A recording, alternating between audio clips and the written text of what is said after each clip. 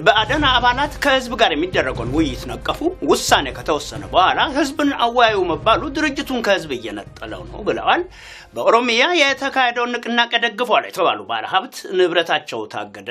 በአዲስ አበባ ቤታቸው ይፈርስባቸዋል የተባሉ ነዋሪዎች ማስጠንቀቂያ ሰጡ። ከፍተኛ የነዳጅ እጥረት በአማራና የተለያዩ ከተሞች እየታየ ነው የሚሉት የዕለቱ አበይት ዜና ርዕሳን ይሆናሉ። ጤና ይስጥልን ተመልካቾቻችን አድማጮቻችን፣ ይህ የዜና ስርጭት ክፍለ ጊዜያችን ነው። ከዕለቱ ዜና ጋር አፈወርቅ አግደው ነኝ። ኢህአዴግ ከወሰነ በኋላ ለህዝቡ ውይይት እያለ የሚያቀርብበት መንገድ ድርጅቱን እየጎዳው ነው ሲሉ አባላቱ ተናገሩ። ሰሞኑን በባህር ዳር ከተማ በተካሄደው የባዕደን ኢህአዴግ አባላት ስብሰባ ፓርቲው በጥልቅ ታድሻለሁ ካለ በኋላ እየሰራ ባላቸው ስራዎች ህዝብን ከማማከር ይልቅ በራሱ ወስኖ መፈጸሙን እንዲያቆም በአባላቱ ተጠይቋል። በአብዮታዊና ልማታዊ መስመር ራመዳለሁ የሚለው መንግስት ከህዝብ ጋር የሚሰራውን ስራ ህዝብን በማማከር ማከናወን እንደሚገባው የገለጹት አባላት ባዕደን ኢህአዴግ ለረጅም ጊዜ ከህዝብ ጋር ሲያጋጭ የኖረውን እኔ አውቅልሃለሁ አሰራር አሁንም ደጋግሞ በመስራት ስህተቶችን እየፈጸመ መሆኑን አስረድቷል። አምባገነን መንግስታት ለህዝባቸው ክብር በመስጠት የብዙሃኑን ሐሳብ ከማዳመጥ ይልቅ በራስ ወስኖ ማከናወኑን መቀጠላቸው የተለመደ ክስተት መሆኑን የተናገሩት የባዕደን ፓርቲ አባላት ፓርቲያቸው ህዝባዊነትን የተላበሰ መንግስት አለመሆኑን የሚያሳይ ምልክት በስራው እያሳየ ነው ይላሉ። ባዕደን ኢህአዴግ ለህዝብ እሰራለሁ የሚለውን ክውን ለሚመለከታቸው የህብረተሰቡ አካላት እንኳን በአግባቡ የማስተዋወቅበት ሁኔታ በተደጋጋሚ እየታየ መሆኑን አባላቱ ገልጸዋል። የፓርቲውን አባላት ቅሬታ ያቀረቡት የድርጅቱ አባላት ኢህአዴግ ውሳኔ ከወሰነ በኋላ ለውይይት በሚል ስብሰባ የሚጠራ አባወራን ይመስላል ሲሉ የድርጅታቸውን የዲሞክራሲያዊ ማዕከላዊነት አሰራር ነቅፈዋል። አንድ አባገነን አባወራ ለቤቱና ገና በዓለም ቤትና ክብር ምናምን ብሎ ሚስቱ ልጆቹና የእህት ልጆች ምናምን አሉ ያማከራል። አንዱ ቅርጫ እንትን በግ እንግዛ ይላል፣ አንዱ ዶሮ እንግዛ ይላል፣ አንዱ ዶሮና በግ ይላል፣ አንዱ በእንቁላል እናሳልፈው ይላል። ጠዋት የጀመሩ እስከ ማታ 12 ሰዓት ሲነጋገሩ አሉ። አባወራው መጨረሻ በግም አይገዛ፣ ዶሮም አይገዛ፣ እንቁላልም አይገዛ፣ እኔ ትናንት የቅርጫ ብር ከፍዬ መጥቻለሁ ወስኖ መጥቶ ነው የሚያማክራቸው። ትናንት የቅርጫ ብር ከፍሎ መጥቶ ሚስቱ ተመሳጨችና ልጆችም እንግዳ የቅርጫ ብር ከፍለ ከመጣ ለምንድን ነው ይሄን ያህል ጠዋት ጀምሮ እስከ ማታ መነጋገር ሲል እንዲያው ላሳትፋችሁ ብዬ ነው። እና ምን ማለት ነው? ከልብ ህዝባዊነቱን ይዘን እናሳትፍ፣ ከልብ ሳንወስን መጠን አማክረን ጠይቀን ኢምፓወራርገን ህዝቡን እናሳትፈው ለማለት ነው። በተያያዘ ዜና በባዕደን አባላት የተለያዩ ትችቶችን ሲያስተናግዱ የነበሩት የፓርቲው ከፍተኛ አመራሮች አብዮታዊነት የሚጠይቀውን ትልቅ ግብ እንዳላሳኩ በመድረኩ ተሳታፊዎች ተነግሯቸዋል። በትጥቅ ትግል ያስወገዱት የደርግ መንግስት ለህዝቡ አልሰጠም ያሉትን የዲሞክራሲ ረሃብ ለማምጣት የተደቀነባቸውን ፈተና ማለፍ እንዳልቻሉ አባላቱ ለአመራሮች ተናግረዋል። የኢህአዴግ መንግስት በደርግ መንግስት አልተተገበረም ብሎ መሰራው ያነሳበትን የዲሞክራሲ እኩልነትና የልማት ጥማት ጥያቄ ሊያሳካ ለመቻሉን በድፍረት የተናገሩት አባል ፓርቲው በሰራቸው ጥቂት ስራዎች በመኩራራት ከህዝቡ ጋር ያለውን ግንኙነት ከማጥበብ ይልቅ እያሰፋ መምጣቱን ተናግረዋል።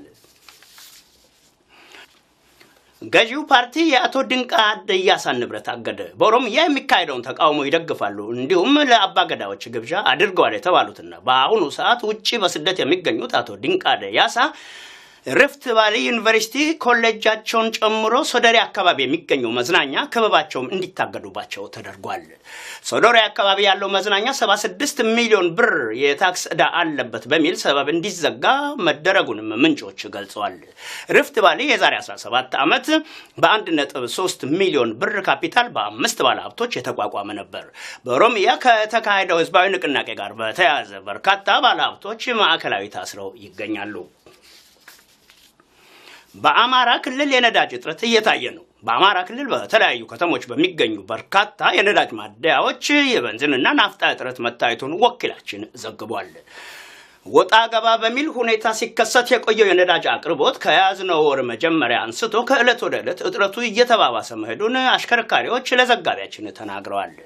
ከአሁን በፊት የነዳጅ እጥረት የሚከሰተው በወሩ መጨረሻ ከታሪፍ ጋር በተያያዘ መልኩ የገቢዎች ሰራተኞች ከማደያ ባለ ንብረቶች ጋር በሚያደርጉት ያልተገባ የጥቅም ትስስር ብቻ እንደነበር የሚገልጹት አሽከርካሪዎች ከዚህ ወር መጀመሪያ አንስቶ በአንዳንድ ማደያዎች የታየው የነዳጅ እጥረት ባልተለመደ መልኩ ቀስ በቀስ እየሰፋ መሄዱ ስጋት እንዳሳደረባቸው ተናግረዋል። በባህር ዳርና አካባቢ ከተሞች አንዳንድ ማደያዎች አገልግሎት መስጠት ካቆሙ ሳምንታት አስቆጥረዋል። በተለይ የባህር ዳር ከተማ አንጋፋ ማደያ የሆኑት የፓፕረስ እና የኖክ ማደያዎች ከ2 ሳምንት በፊት ስራ አቁመዋል። የነዳጅ እጥረቱ በሀገሪቱ እየታየ ካለው የዶላር እጥረት ጋር ሊያያዝ ይችላል በማለት ሾፌሮች አስተያየታቸውን ይሰጣሉ። በአዲስ አበባ ቤታቸው ይፈርስባቸዋል የተባሉት ነዋሪዎች ለማስተዳደሩ ማስጠንቀቂያ ሰጡ።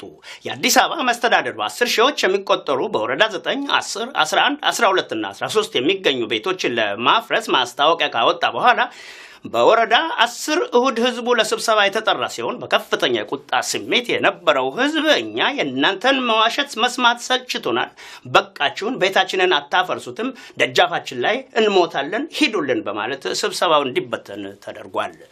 ህዝቡ መስተዳድሩ እንዲህ አይነት እርምጃ ከመውሰዱ በፊት ቆም ብሎ እንዲያስብ አስጠንቅቋል።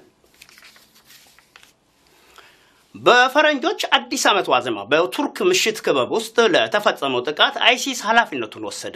ደረጃ አብቶል ዝርዝር ይኖረዋል። በኢስታንቡል በሚገኝ የምሽት ክበብ ውስጥ በፈረንጆቹ አዲስ ዓመት ዋዜማ ለተፈጸመውና 39 ሰዎች ለተገደሉበት ጥቃት ራሱን ኢስላማዊ መንግስት ብሎ የሚጠራው አይኤስ ኃላፊነቱን እንደሚወስድ አስታውቋል። አይኤስ በሰጠው መግለጫ ላይ ጥቃቱ የተፈጸመው በጀግና ወታደሩ አማካይነት እንደሆነ ጠቅሷል። ታጣቂው በዘፈቀደ እስከሚተኩስበት ጊዜ ድረስ የአዲስ ዓመትን መግባት ምክንያት በማድረግ በትንሹ 600 ያህል ሰዎች በኢስታንቡል ሬና የምሽት ክበብ ውስጥ እየተዝናኑ ነበር። አይኤስ ይህን ጥቃት የፈጸመው በቅርቡ ቱርክ በጎረቤት ሶሪያ በሚገኙ ተዋጊዎች ላይ ለወሰደችው ወታደራዊ ጥቃት አጸፋውን ለመመለስ እንደሆነም አስታውቋል። ቱርክ በሶሪያ እየፈጸመችው ባለችው የአየርና የሞርታር ጥቃት የሙስሊሞችን ደም እያፈሰሰች ነው ሲልም አይኤስ ከሷል። እንደ ቢቢሲ ዘገባ የምሽት ክበቡን ጥቃት ተከትሎ በየሰዓቱ አዳዲስ መረጃዎች እየወጡ ነው። ወደ ሬና ምሽት ክበብ በመዝለቅ እስከ 180 ያህል ጥይቶችን የተኮሰው ታጣቂ የትራፊክ ሰዓት ከመጨናነቁ በፊት በታክሲ በቦታው በመድረስ ከመኪና ዕቃ መጫኛ ላይ መሳሪያውን አውጥቶ ወደ ውስጥ መዝለቁ ተነግሯል። ታጣቂ ወደ ውስጥ ከዘለቀ በኋላ የክበቡን የደህንነት ሰራተኛና የጉዞ ወኪል በመግደል በክበቡ ሲዝናኑ ወደ ነበሩ ሰዎች ላይ በዘፈቀደ ለ7 ደቂቃ ያህል ያለማቋረጥ ተኩሶባቸዋል። ታጣቂው ጥቃቱን ፈጽሞ ከአካባቢው ከመሰወሩ በፊትም ከላይ የለበሰውን ካፖርት አውጥቶ መጣሉን የዓይን እማኞች ተናግረዋል። የቱርክ ፖሊስን በመጥቀስ የአገሪቱ መገናኛ ብዙሃን እንደዘገቡት ጥቃት ፈጻሚው ከኡዝቤኪስታን ወይም ከኪርጊስታን ሳይሆን እንዳልቀረ ተገምቷል። የቱርክ የሀገር ውስጥ ጉዳይ ሚኒስትር ሱሌይማን ሶይሉ እንዳሉት ሰውየውን ለመያዝ የተጠናከረ ክትትል እየተደረገ ነው። ጥቃት ፈጻሚው በቅርቡ በቁጥጥር ስር እንደሚውል እርግጠኛ ነኝ ብለዋል ሚኒስትር ሱሌይማን። የቱርክ ፕሬዝዳንት ሪሴፕ ታይፕ ኤርዶጋን በበኩላቸው እንደ አይኤስ የመሳሰሉ ቡድኖችን አለመረጋጋት ለመፍጠር ሙከራ እያደረጉ ነው በማለት ከሰዋል። ቡድኖቹ የህዝባችንን ሞራል ለመስበርና አገራችንን ለማናጋት እየሞከሩ ነው ያሉት ኤርዶጋን የተገባደደው የፈረንጆች ዓመት ቱርክ ከፍተኛ ደም አፋሳሽ ጥቃትን ያስተናገደችበት ዓመት ሆኖ ነው ያለፈው። ከነዚህ ጥቃቶች መካከል አንዳንዶቹ በኩርዲሽ ሚሊሻዎች የተፈጸሙ ናቸው። ይሁንና ለአሁኑ የኢስታንቡሉ የምሽት ክበብ ጥቃት አይኤስ ኃላፊነቱን ከመውሰዱ አንድ ቀን ቀደም ብሎ የኩርዲስታን ሰራተኞች ፓርቲ በሰጠው መግለጫ በጥቃቱ እጁ እንደሌለበት ከመግለጹም በላይ የንጹሃን ዜጎች ላይ ያነጣጠረ ጥቃት በፍጹም እንደማይተገበር አስታውቋል። እንደ ቱርክ መገናኛ ብዙሃን ዘገባ በአዲስ ዓመት ዋዜማ በሬና የምሽት ክበብ ከተገደሉት 39 ሰዎች መካከል 25ቱ የውጭ ሀገራት ዜጎች ናቸው። ከነዚህም መካከል ከእስራኤል፣ ከሩሲያ፣ ከፈረንሳይ፣ ከቤልጂየም፣ ከህንድ፣ ከሳውዲ አረቢያ፣ ከሊባኖስ፣ ከዮርዳኖስና ከቱኒዚያ የተጓዙ ቱሪስቶች ይገኙበታል። ለኢትዮጵያ ሳተላይት ቴሌቪዥንና ራዲዮ ለተጠናቀረው ዘገባ ደረጀ ሀብተወልድ ነኝ። ተመልካቾቻችንና አድማጮቻችን የዕለቱ ዜና ይህንን ይመስል ነበር። ከቀሪ የኢሳት ዝግጅት ጋር መልካም ቆይታ።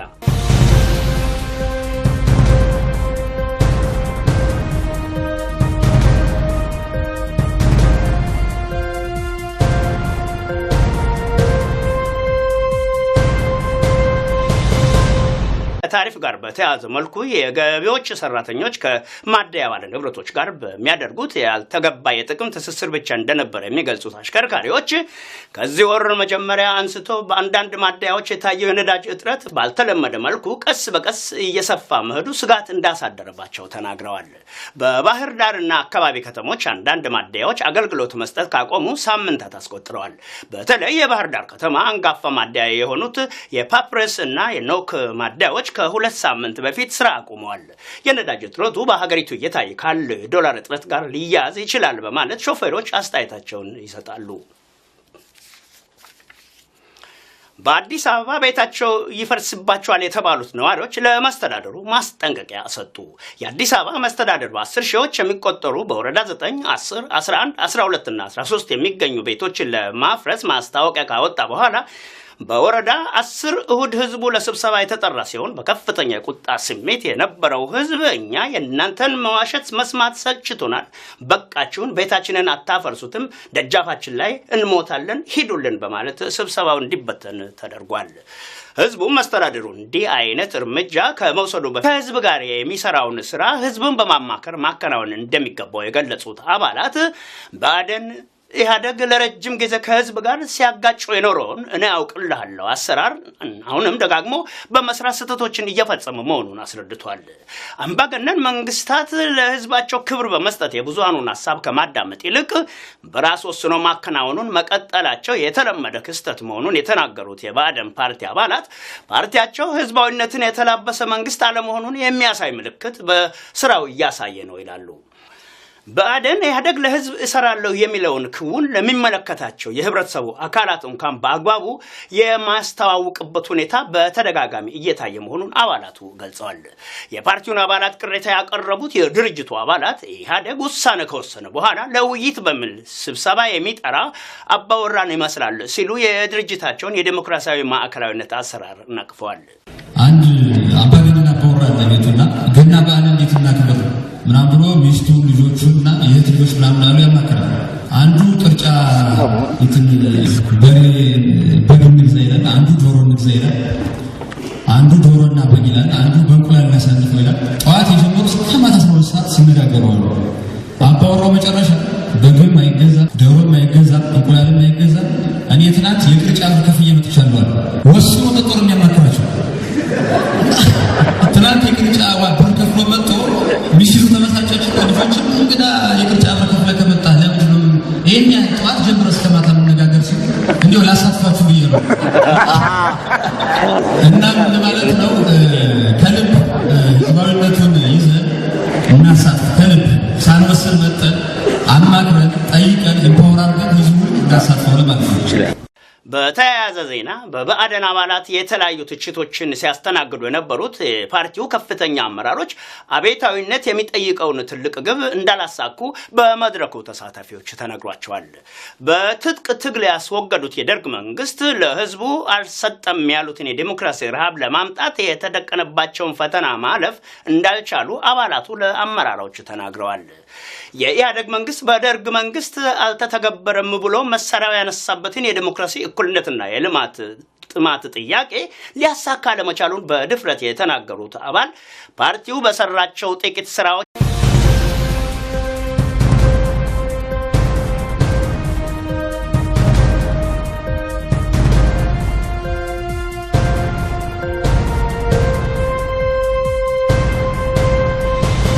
የብአዴን አባላት ከህዝብ ጋር የሚደረገውን ውይይት ነቀፉ። ውሳኔ ከተወሰነ በኋላ ህዝብን አወያዩ መባሉ ድርጅቱን ከህዝብ እየነጠለው ነው ብለዋል። በኦሮሚያ የተካሄደውን ንቅናቄ ደግፈዋል የተባሉ ባለሀብት ንብረታቸው ታገደ። በአዲስ አበባ ቤታቸው ይፈርስባቸዋል የተባሉ ነዋሪዎች ማስጠንቀቂያ ሰጡ። ከፍተኛ የነዳጅ እጥረት በአማራና የተለያዩ ከተሞች እየታየ ነው የሚሉት የዕለቱ አበይት ዜና ርዕሳን ይሆናሉ። ጤና ይስጥልን ተመልካቾቻችን፣ አድማጮቻችን፣ ይህ የዜና ስርጭት ክፍለ ጊዜያችን ነው። ከዕለቱ ዜና ጋር አፈወርቅ አግደው ነኝ። ኢህአዴግ ከወሰነ በኋላ ለህዝቡ ውይይት እያለ የሚያቀርብበት መንገድ ድርጅቱን እየጎዳው ነው ሲሉ አባላቱ ተናገሩ። ሰሞኑን በባህር ዳር ከተማ በተካሄደው የብአዴን ኢህአዴግ አባላት ስብሰባ ፓርቲው በጥልቅ ታድሻለሁ ካለ በኋላ እየሰራ ባላቸው ስራዎች ህዝብን ከማማከር ይልቅ በራሱ ወስኖ መፈጸሙን እንዲያቆም በአባላቱ ተጠይቋል። በአብዮታዊና ልማታዊ መስመር እራመዳለሁ የሚለው መንግስት በመኩራራት ከህዝቡ ጋር ያለውን ግንኙነት ከማጥበብ ይልቅ እያሰፋው መምጣቱን ተናግረዋል። ገዢው ፓርቲ የአቶ ድንቃ ደያሳን ንብረት አገደ። በኦሮሚያ የሚካሄደውን ተቃውሞ ይደግፋሉ እንዲሁም ለአባገዳዎች ግብዣ አድርገዋል የተባሉትና በአሁኑ ሰዓት ውጪ በስደት የሚገኙት አቶ ድንቃ ደያሳ ሪፍት ቫሊ ዩኒቨርሲቲ ኮሌጃቸውን ጨምሮ ሶዶሬ አካባቢ የሚገኘው መዝናኛ ክበባቸውም እንዲታገዱባቸው ተደርጓል። ሶዶሬ አካባቢ ያለው መዝናኛ 76 ሚሊዮን ብር የታክስ ዕዳ አለበት በሚል ሰበብ እንዲዘጋ መደረጉንም ምንጮች ገልጸዋል። ሪፍት ቫሊ የዛሬ 17 ዓመት በ1.3 ሚሊዮን ብር ካፒታል በ5 ባለሀብቶች የተቋቋመ ነበር። በኦሮሚያ ከተካሄደው ህዝባዊ ንቅናቄ ጋር በተያያዘ በርካታ ባለሀብቶች ማዕከላዊ ታስረው ይገኛሉ። በአማራ ክልል የነዳጅ እጥረት እየታየ ነው። በአማራ ክልል በተለያዩ ከተሞች በሚገኙ በርካታ የነዳጅ ማደያዎች የቤንዚንና ናፍጣ እጥረት መታየቱን ወኪላችን ዘግቧል። ወጣ ገባ በሚል ሁኔታ ሲከሰት የቆየው የነዳጅ አቅርቦት ከያዝነው ወር መጀመሪያ አንስቶ ከዕለት ወደ ዕለት እጥረቱ እየተባባሰ መሄዱን አሽከርካሪዎች ለዘጋቢያችን ተናግረዋል። ከአሁን በፊት የነዳጅ እጥረት የሚከሰተው በወሩ መጨረሻ